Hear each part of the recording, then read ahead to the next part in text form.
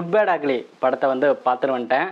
ஒரு பக்காவான மாசான ஒரு தியேட்டர் மெட்டீரியலுங்க இந்த படம். ஆதிக்கண்ணா ஏகேவை செதுக்கியிருக்காருன்னே சொல்லலாம். படத்தோட ஸ்டோரி, அந்த ஸ்டோரிக்கு தகுந்த மாதிரி ஏகேவோட பழைய அந்த படங்கள்லாம் அந்த டைலாக்கண்ணா வச்ச அந்த விதம் எல்லாமே சூப்பராக மேட்ச் பண்ணியிருக்காரு. ஆதிக்கண்ணா ரைட்டிங்லேயே இருக்கட்டும், ஸ்க்ரீன் பிளேயாக இருக்கட்டும் ஃபயராக பண்ணியிருக்காரு. ரைட்டிங்கை பொறுத்த வரைக்கும் ஏகேவோட அந்த பில்டப்புக்கு ஏற்ற மாதிரி ஓகேப்பா, இந்த பில்டப்புக்கு இந்த சீனு, இந்த மாசான சீன்னா கண்டிப்பாக இருக்கணும்ப்பா, அந்த மாதிரி செதுக்கியிருக்காருன்னே சொல்லலாம்.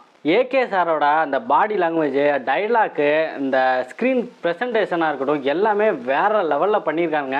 எந்த மாதிரி ஒரு ஏகேவை நம்ம பார்க்கணும்னு நினச்சோமோ அந்த மாதிரி ஒரு ஏகேவை தான் இந்த படத்தில் நீங்கள் பார்ப்பீங்க. முக்கியமாக டைட்டில் கார்டை மட்டும் மிஸ் பண்ணிடாதீங்க, வேறு லெவலில் பண்ணியிருக்காங்க.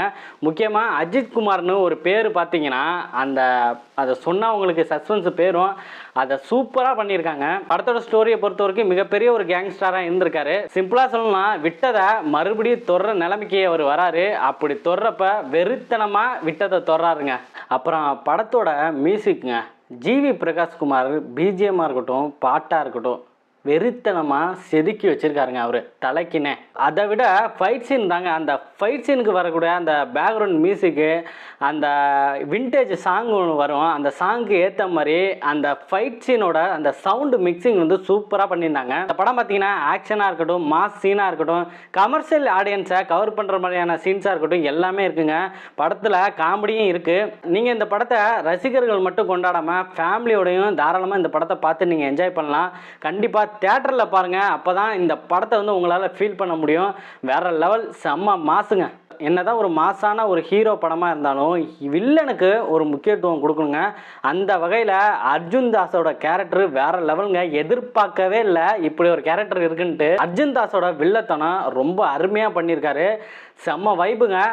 மனுஷன் வந்து செம்மையாக நடிச்சிருக்காருங்க. அதை நீங்கள் படத்தில் பாருங்கள், அப்போ தான் உங்களுக்கு புரியும். செம்ம ட்விஸ்ட்டாக இருக்குது. அதே சமயம் ஒரு ஃப்ளாஷ்பேக் சீன்ஸ்னால் வருது, அங்கங்கே நிறைய நடிகர்கள் கேமியோ ரோல் பண்ணியிருக்காங்க. அவங்க எடுத்து சொல்கிற அந்த விதமாக இருக்கட்டும், அதில் காட்டப்படுற அந்த சீனாக இருக்கட்டும், நிறைய சஸ்பென்ஸ் சீன்ஸ்லாம் இருக்குது. அதனால் மிஸ் பண்ணிடாதீங்க, தேட்டரில் பாருங்கள். தேட்டரில் பார்த்தா தான் உங்களுக்கு அதை ஃபீல் பண்ண முடியும். செம்ம மாசான ஒரு படம்.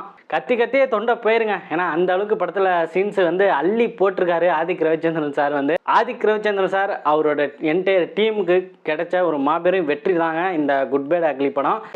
இந்த படத்தை நீங்கள் என்ன பார்க்கலாம், போய் தேட்டரில் டிக்கெட் புக் பண்ணி பாருங்கள்.